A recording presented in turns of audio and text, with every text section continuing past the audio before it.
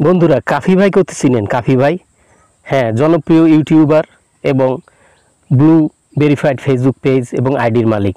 এই কাফি ভাইয়ের একটি পোস্ট আমি গতকালকে দেখলাম, যেখানে তিনি পোস্ট করেছেন যে বিশ্বস্ত বন্ধুদের সাথে অনেক দিন পর দেখা। তো বিশ্বস্ত বন্ধু কারা? এখানে আপনারা জানেন, উনি যখন ভিডিও করে, অনেক ভিডিওতে দেখা যায় তার সাথে কতগুলো কুকুর থাকে। ওগুলো হয়তো তার পোষা কুকুর, বা তিনি, আপনারা দেখেছেন, তিনি প্রায় খাবার দাবার দিয়ে থাকেন কুকুরগুলোকে, যার কারণে ওরা কুকুরগুলো কাফি ভাইয়ের সাথেই থাকে। যাই হোক, কথা সেটা না, বিষয়টা হচ্ছে কাফি ভাই এই একটা পোস্ট, বিশ্বস্ত বন্ধুদের সাথে অনেক দিন পর দেখা, এই পোস্টটার ভিতরে একজন একটা কমেন্টস করেছে। সেই কমেন্টস নিয়ে আমি আজকে দু একটি কথা বলবো। তিনি কে?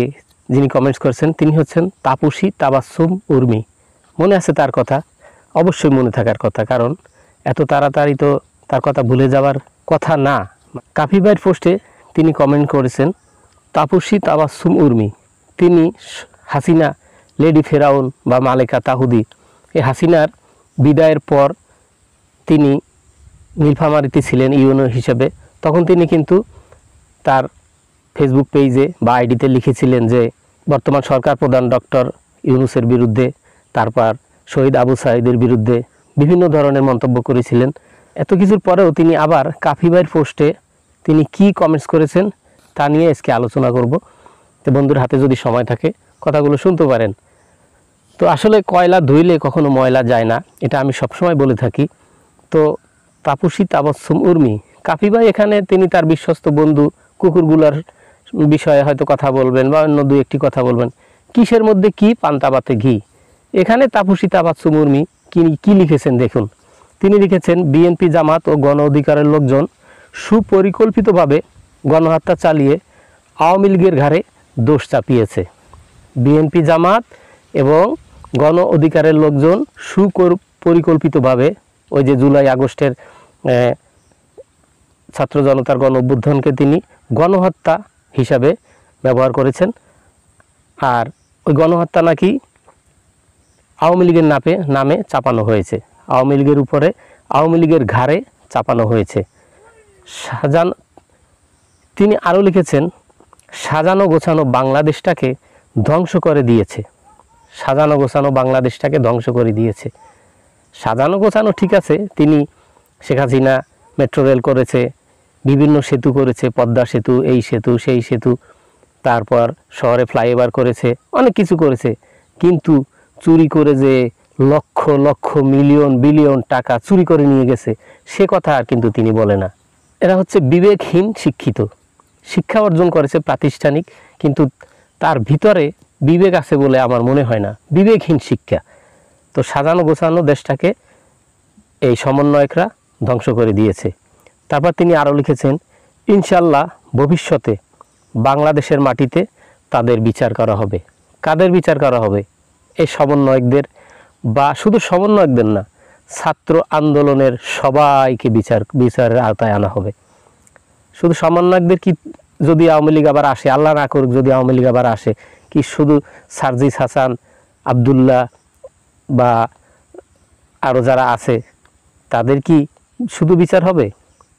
বিএনপি বাদ যাবে না, জামাত বাদ যাবে না, চরমনাই বাদ যাবে না, কেউ কিন্তু বাদ যাবে না। তিনি সে কথাই বলেছে, ইনশাল্লাহ ভবিষ্যতে বাংলাদেশের মাটিতে এদের বিচার করা হবে। তিনি আরও লিখেছেন, শেখ হাসিনা দেশে আসলে কেউ পালানোর সময় পাবি না। এখানে তিনি কেউ পালানোর সময় পাবে না এ কথাও বলেননি, তিনি বলেছেন পালানোর সময় পাবি না। দেখুন শিক্ষিত লোকের ব্যবহার দেখুন, পালানোর সময় পাবি না, সবাইকে তিনি তুই বলেছেন। তো এই হলো আজকের বিষয় আলোচনা। তো বন্ধুরা দেখুন, আসলে কয়লা ধুইলে কখনো ময়লা যায় না। এরা প্রাতিষ্ঠানিক শিক্ষা অর্জন করেছে, কিন্তু এদের ভিতরে খোদায় কোনো বিবেক দেয়নি। বিবেক যদি দিত তাহলে এত কিছু দেখার পরেও মানুষ কিভাবে আওয়ামী লীগের পক্ষে কথা বলে? এগুলো কি তাদের চোখে পড়ে না? এই যে দুর্নীতি, এই যে মানুষ খুন, এই যে দেশের টাকা বিদেশে পাচার, এত মানুষ খুন, এই যে আয়নাঘর, আরও কি বলবো, গুম, খুন, হত্যা, ধর্ষণ, সেঞ্চুরি, তারপরও এই ধরনের শিক্ষিত নামের অশিক্ষিত কলঙ্কিত মানুষগুলো তাদের বিবেক নাড়া দেয় না। আমরা ছোট ছোট গাড়ির, অনেক গাড়ির পিছনে দেখি বিবেকহীন মানুষ পশুর সমান। আবার অনেক গাড়িতে লেখা থাকে পৃথিবীর শ্রেষ্ঠ আদালত মানুষের বিবেক। কথাগুলো কিন্তু সত্য, গাড়িতে লেখা থাকলেও ছোট ছোট এই কথাগুলো আসলেই সত্য। কিন্তু বিবেকহীন মানুষ পশুর সমান কারা? এই মানুষগুলোকেই আসলে বলা হয়েছে। আর পৃথিবীর শ্রেষ্ঠ আদালত মানুষের বিবেক, এটাও সত্য কথা। যার বিবেক আছে সে সাদাকে সাদা বলবে, কালোকে কালো বলবে। বাবা যদি অন্যায় করে তার বিরুদ্ধে প্রতিবাদ করবে, মা যদি অন্যায় করে, ভাই যদি অন্যায় করে, দল যদি অন্যায় করে, নেতা যদি অন্যায় করে, তার বিপক্ষেও প্রতিবাদ করবে, আর না হলে দল ত্যাগ করে চলে আসবে। এটা হচ্ছে বিবেকবান মানুষ। আর এই শিক্ষিত নামক এই মানুষগুলোর আসলে বিবেক নেই। এরা দল যাই করুক, নেতা যাই করুক, নেত্রী যাই করুক, এরা এদের পক্ষেই থাকবে, তাতে যা কিছু হয়। তো বন্ধুরা, আজকের আলোচনার বিষয় এটাই। তো মাঝে মাঝে চেষ্টা করি বর্তমান সময় নিয়ে দু একটি আলোচনা করার জন্য। আমি ছোট মানুষ, থাকি জঙ্গলে, খাগড়াছড়িতে। তো এরকম আলোচনা করি মাঝে মাঝে, হয়তো আপনারা দেখেন। আমার ছোট্ট একটা চ্যানেল আছে, এত বেশি মানুষ চিনেও না। তো এভাবে আলোচনা করি এবং করব। আপনারা যদি সাপোর্ট দেন, সামনে আরও এগিয়ে যাব।